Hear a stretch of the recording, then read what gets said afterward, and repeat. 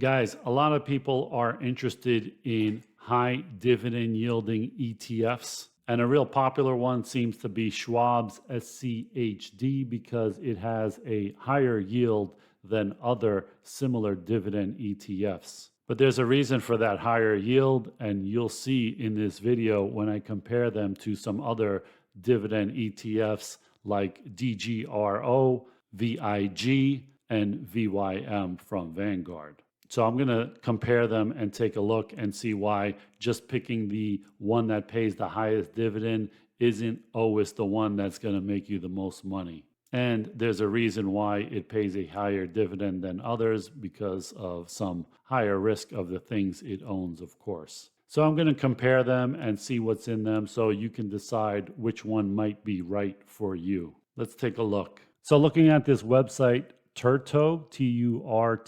Turtto.com, you can compare multiple ETFs. And so I'm comparing SCHD, VIG, DGRO, and VYM. So two of them are from Vanguard, one's from iShares, and the other Schwab. And so the youngest one is DGRO, which has only been around since 2014. They all have a lot of assets under management, so there's not very much worry that they don't trade a lot or there are huge spreads if you buy them. But of course, the more assets under management, usually the more liquid it is and the smaller the spreads. Now, one thing you notice about SCHD compared to the other three is that it only holds 104 stocks compared to the next highest one, VIG, which has 314, and DGRO 433, and VYM 453. And the top 10 holdings of SCHD makes up 40.6% compared to 31, 26, and 25 for the other ones. And so the 30-day SEC yield, 3.95%, is what makes this very popular with a lot of people because they look at the competitors and see, oh, this one's only 1.95, this one's only 2.6, this one's a little better at 3.3. But how does this fund get such a high dividend rate, especially with only 104 stocks? They have to take on some high-yielding kind of riskier stocks, or more likely stocks that have been falling a lot, so they have a higher dividend.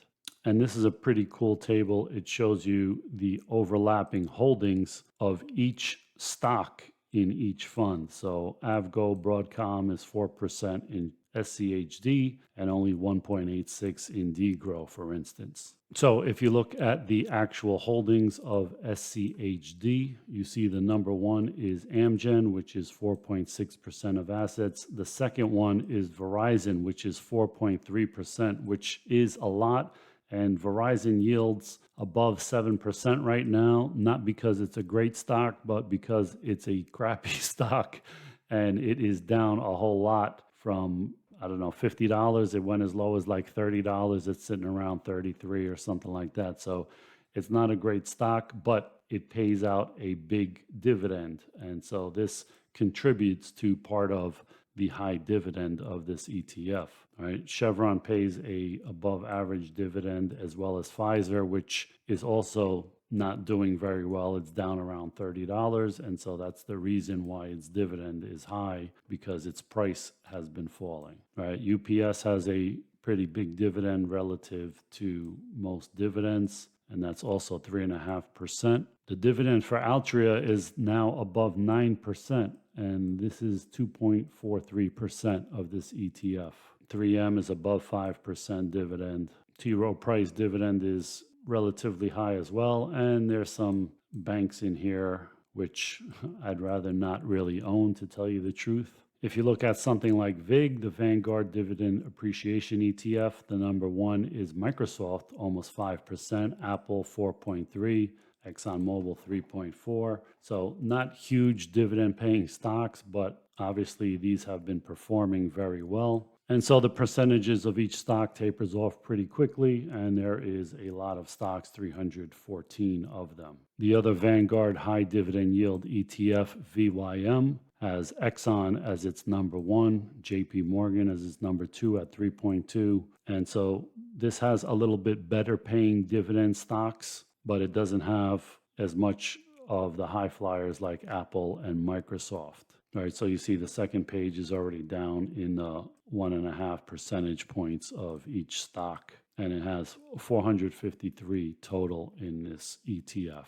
And looking at iShares Core Dividend Growth ETF, DGRO, again, this one has Microsoft as its top one at 3%, JP Morgan 2.9, Exxon 288, Apple 278, Johnson & Johnson, and then it gets lower from there pretty quickly. As for the expense ratios, three of them are the same at 0.06 percentage points, and DGRO is 0.08. Not much of a difference, very similar. Looking at their 1-year performance, VIG outperformed at 4.08, while SCHD underperformed at minus 4.35, again, because they have a high concentration of stocks that have been kind of hit, and therefore their dividend is up, but their price is down. Same with VYM, really, right? But over 5 years, you see that SCHD and VIG are almost identical, and DGRO is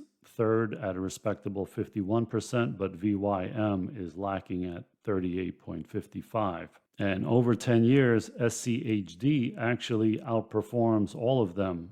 Second place is VIG at 157, and DGRO at 140, and VYM at 129. So really, SCHD and VIG are kind of the top two out of these four, I would say. So SCHD and VIG look to be very good dividend ETFs. So there's something to be said for these dividend ETFs. You can buy them very quickly and have exposure to hundreds of stocks. The bad side is some of it is filled with maybe some not so good names like the banks and Verizon and Pfizer and some of these things that have dropped a good amount. It's kind of like the bond funds where you see some of them have these higher rates, but when you actually dig deep, you see that it's because they have some junkier rated bonds in there, like not just AAA, but they have some A's and some BBBs or something like that, that juices the return a little bit. So if you don't like all of those stocks in the ETFs, you can go and pick your own dividend stocks and leave out the ones you don't like,